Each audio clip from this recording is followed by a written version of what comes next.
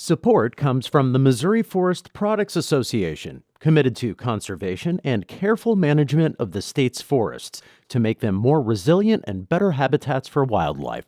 ChooseWood.com.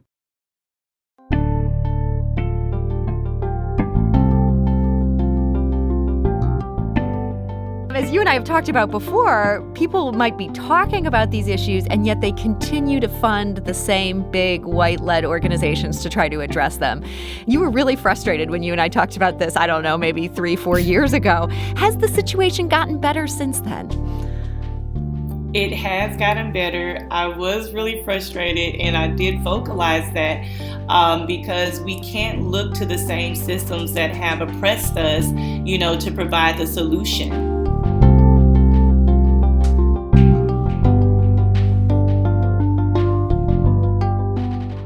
Have support circles and education options and a community garden, as well as a herbal apothecary. So real important things that African and indigenous communities used to have before our communities were colonized.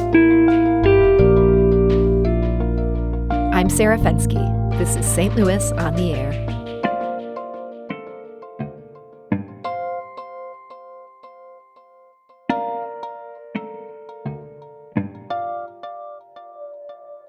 Earlier this year, Jamaa Birth Village in Ferguson got some great news. The midwife-led birthing center was awarded a $1 million grant to help train 360 new doulas.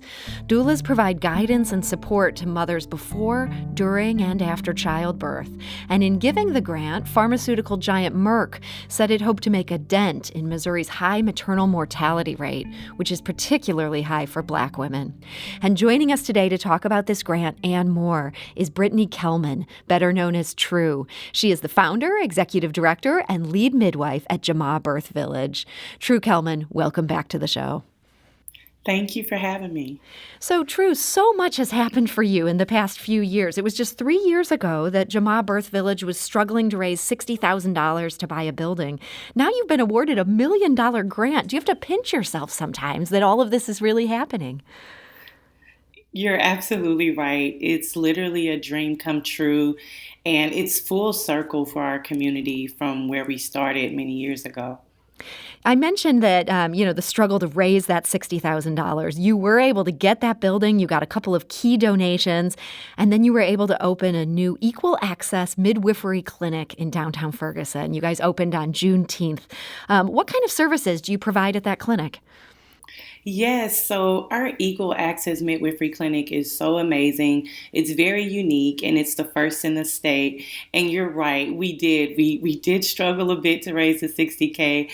The community came together, and we were able to raise more than that.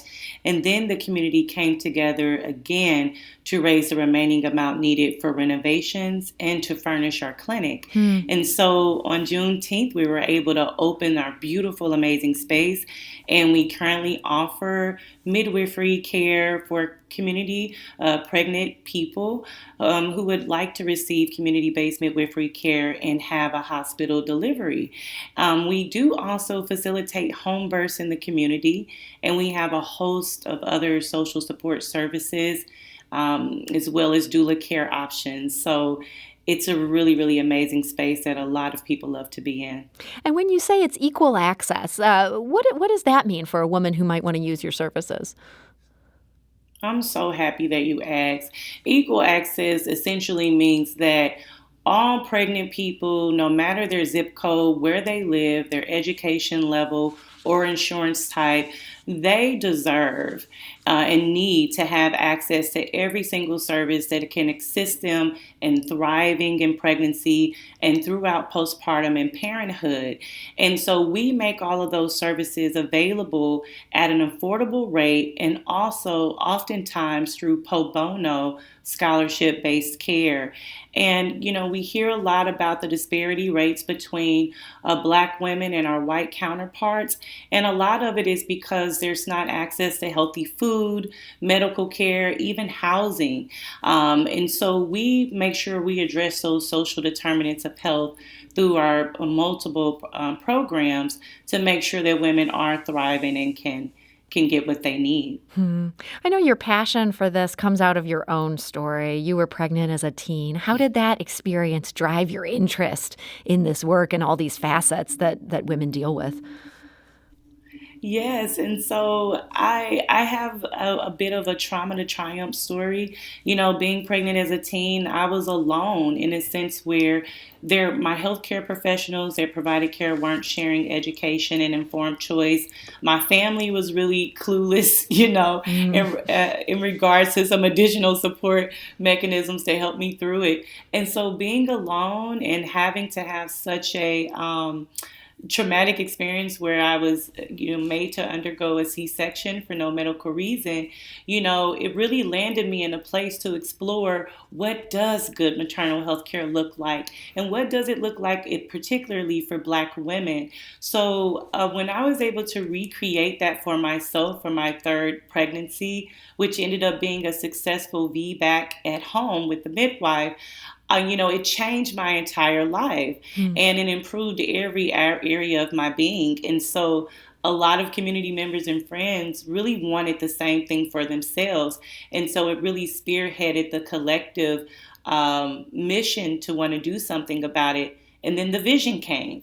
So, outside of just providing care, we have support circles and education options and a community garden, as well as a herbal apothecary. So real important things that African and indigenous communities used to have before our communities were colonized. And you became Missouri's first certified Black midwife. That was just a couple years back. So the work that was being done, that Black women were doing, was that before you even had to be certified to do that? You're absolutely right. In regards to midwifery care and doula care, both of these professions, are very ancient. And, they were a strong staple in our communities, pre-slavery. And even, once we were freed from slavery and our ancestors began to stand strong on their own, midwifery was booming and doula care was booming in our communities until the 1920s when a law swept through our communities that intentionally criminalized midwives and doulas. So what we're doing here at Jamaa Birth Village by scaling access to doulas and making sure culturally competent care is available through providers who look like them, it's really restoring our community while improving the healthcare system. And individually, we're saving lives. Seems like recently people are at least paying lip service to these issues when it comes to Black women. But as you and I have talked about before, people might be talking about these issues, and yet they continue to fund the same big white-led organizations to try to address them. You were really frustrated when you and I talked about this, I don't know, maybe 3-4 years ago. Has the situation gotten better since then?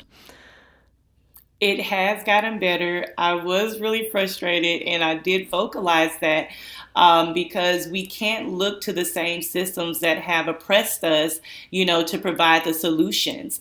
And we have people at the top that do not have the lived experience of Black people.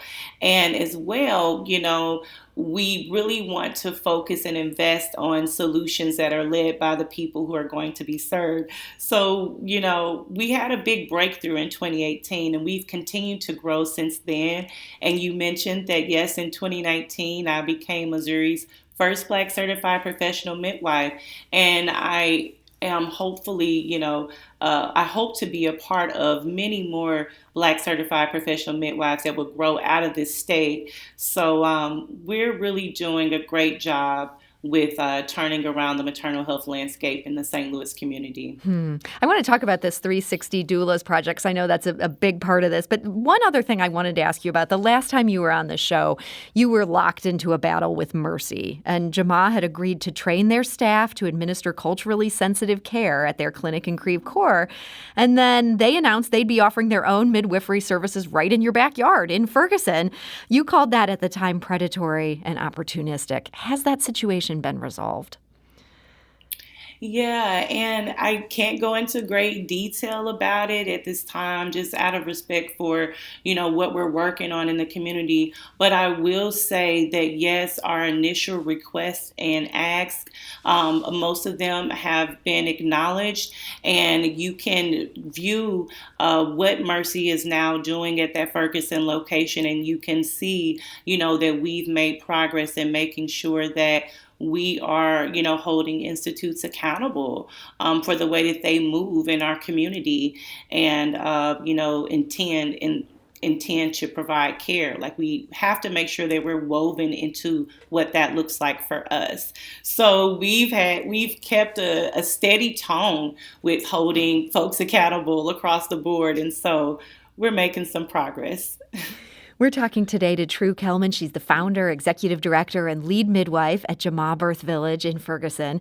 They were recently awarded a $1 million grant, and that is in partnership with an organization called Generate Health. And so I want to bring another voice into this conversation. Kendra Copanas is the executive director of Generate Health. And Kendra, thank you so much for joining us today.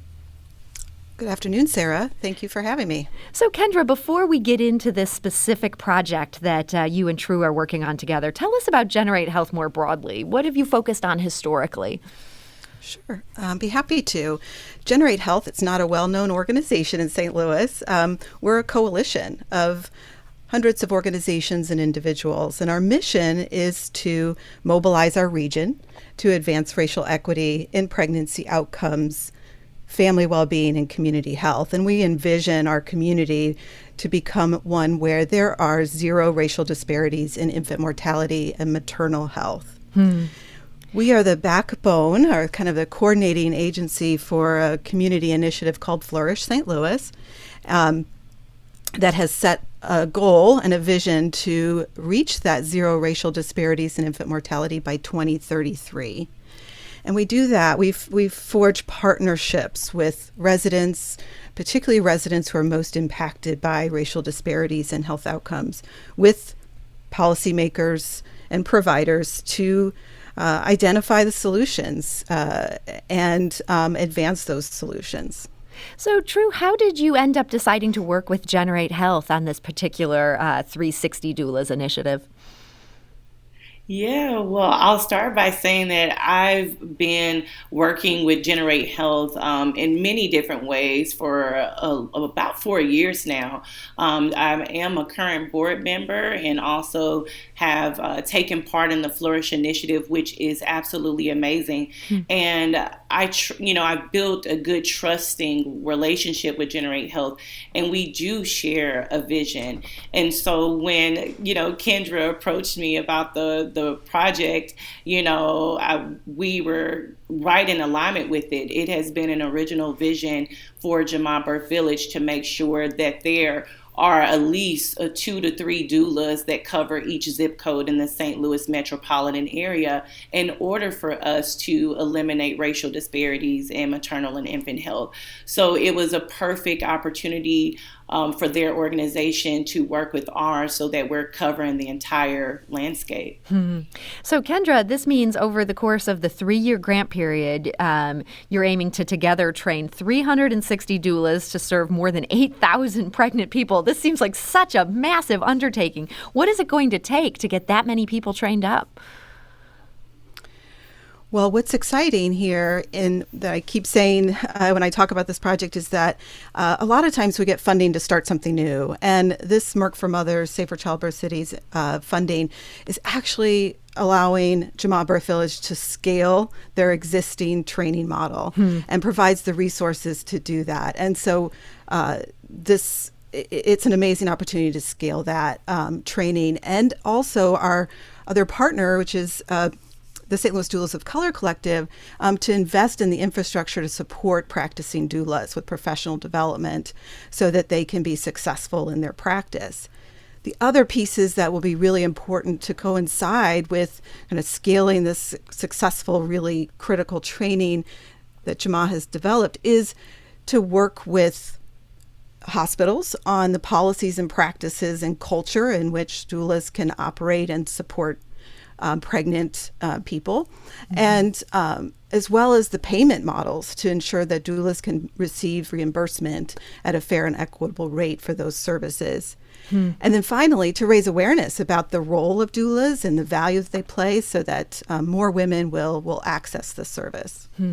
So one woman who has accessed this training, the training done by Jamaa, this is Charity Bean. She lives in Shiloh, Illinois. She's been in the healthcare field for 12 years. And when Jamaa announced it would be offering doula training, Charity landed a scholarship to attend.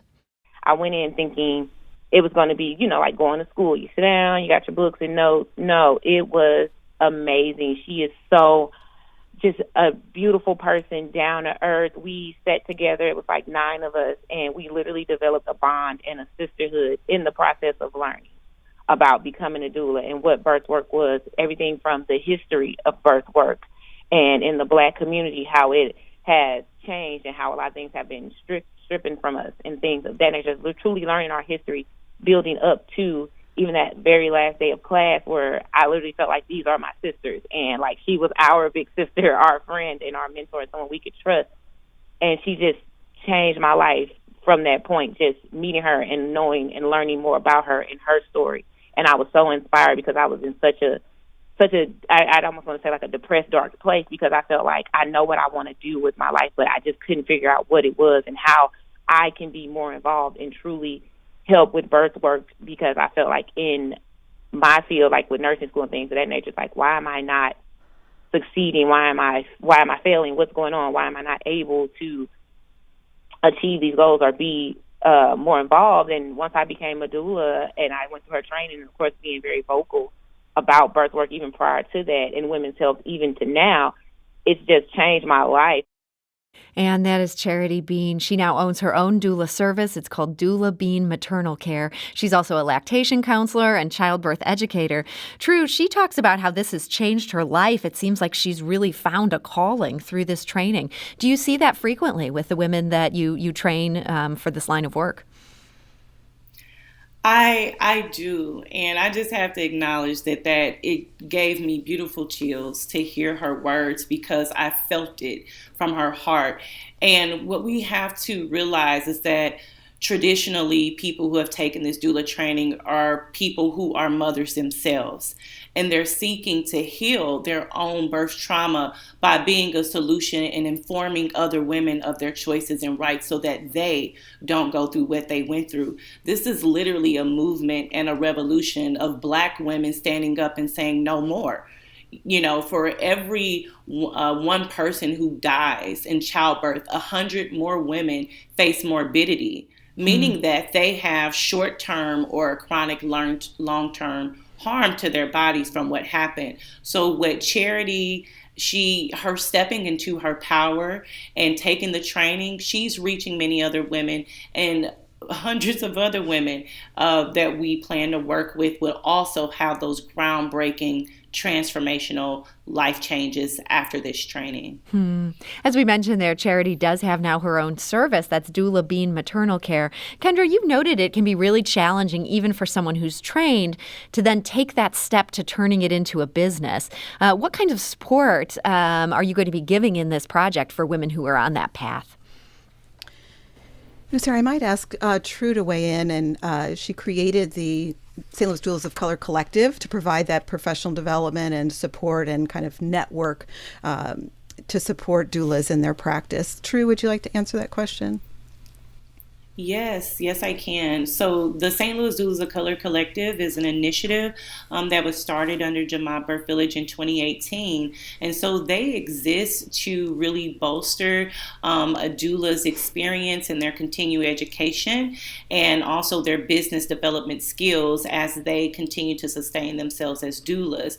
So that's where the St. Louis Doulas of Color Collective comes in at. So they will provide direct mentorship, and they will also provide continuing education and business support.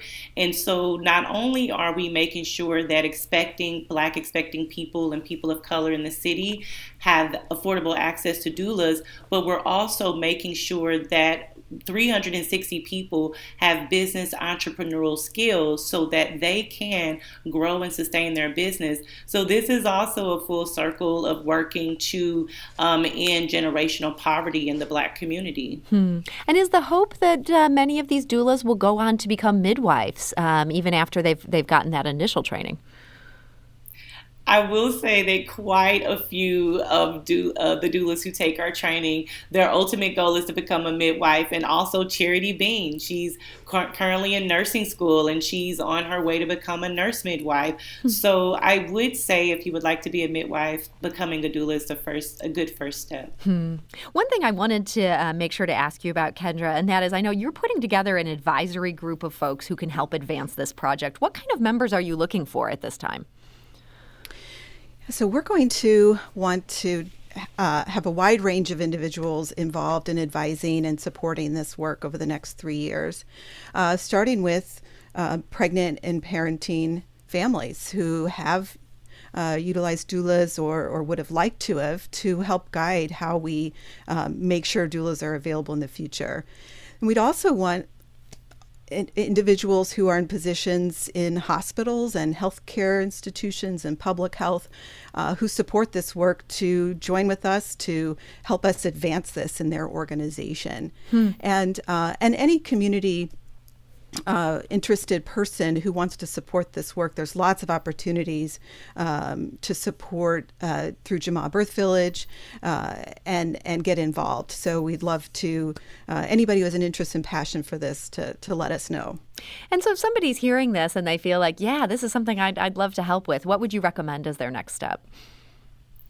Yes, for their next step, especially for people who are interested in wanting to be a part of the solution and assist us in growing the doula movement, they can visit jamaabirthvillage.org and click on the donate tab, and they can either choose to donate towards doula care services, or they can also choose to donate towards doula training scholarships for people who will be a part of the training. And so, like you said, the STL 360 Doula Initiative will run for 3 years. And so we will host monthly trainings for the next 2 years, and we will award 3 scholarships each month. So if you're interested in applying for the scholarship, you can visit our website and click on Become a Doula, and that information is made available there. But if you do have additional questions, you can email STL360doulas@jamaabirthvillage.org. Okay, and we'll also make sure to get that on our website. If you're driving and didn't get a chance to jot that down, we'll have that at stlpublicradio.org as well. True Kellman, Executive Director and founder of Jamaa Birth Village, thank you so much for joining us today. Thank you for having me. And Kendra Copanas, Executive Director of Generate Health, thank you. Thank you so much.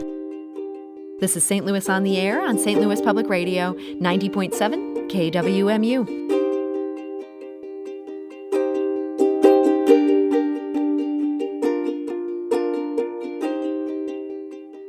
If you learned something new from today's episode, consider leaving us a review and rating on Apple Podcasts on the App Store. It's the easiest way to help people discover our show. We appreciate it. Thank you.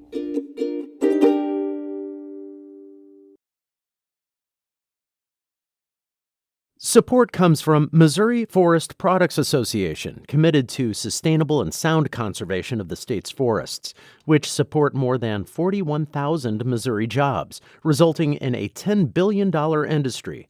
ChooseWood.com.